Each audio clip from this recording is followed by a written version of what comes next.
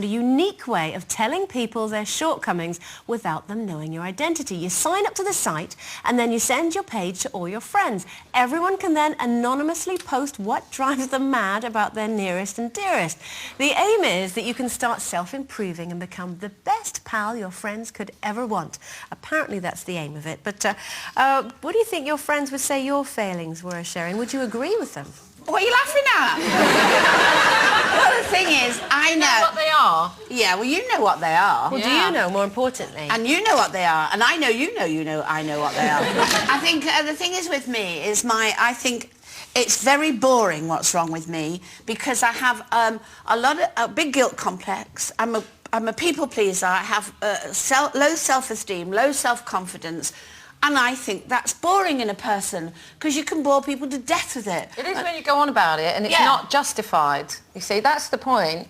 If you really were sort of, you know, like you put yourself down all the time. And you think, you think you're old and you think you're ugly and all those things, and you're not. That's why it's boring. No, if you were, no one would say anything. They'd just go. But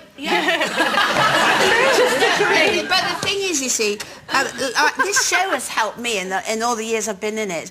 And this person on my right your left has been the best person in my life. Because, honest to God, don't, because I'll well up. Because she has helped me, particularly in the last 2 years, to come out of such a horrible place.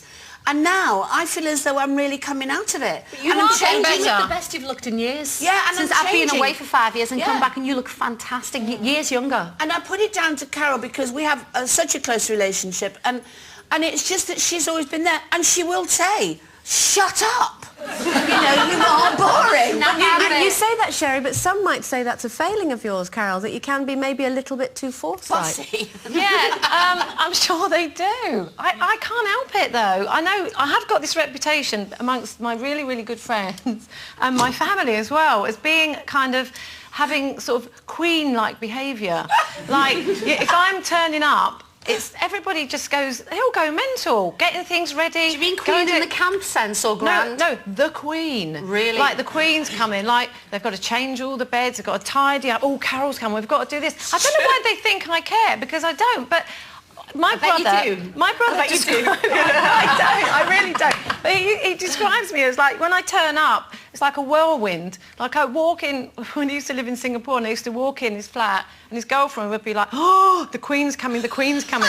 And I'd walk in and immediately I'd go, "Right, can you put my bag in there, put my bag in there, where are my shoes, where are those clothes I left here, what's in the fridge, I need something to eat, have you got any tea, what can we have this, can we have that?" And it is a bit like Carol, that. do you see it as a failing?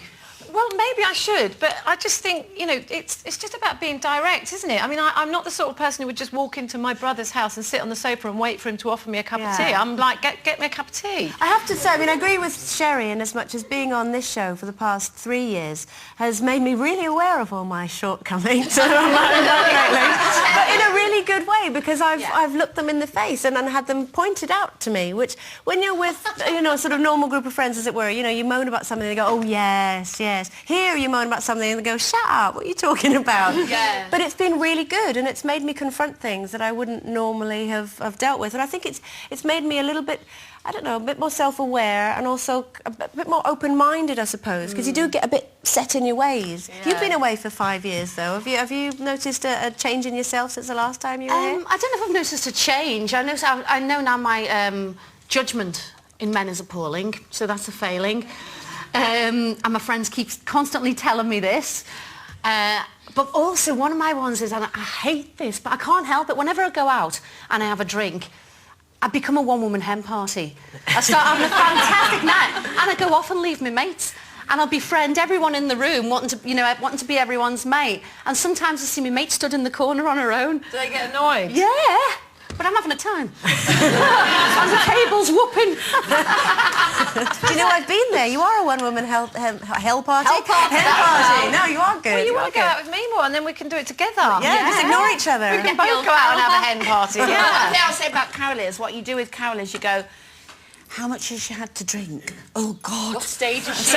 So we all would go either one way or the other. It just depends how many glasses of red wine you've had, really. Yeah. So we either hide or we go, oh, it's all right, she'll be Get all a bit right. more direct, don't I, as well? Very direct. Which is what I'm going to do now. It's nearly the weekend.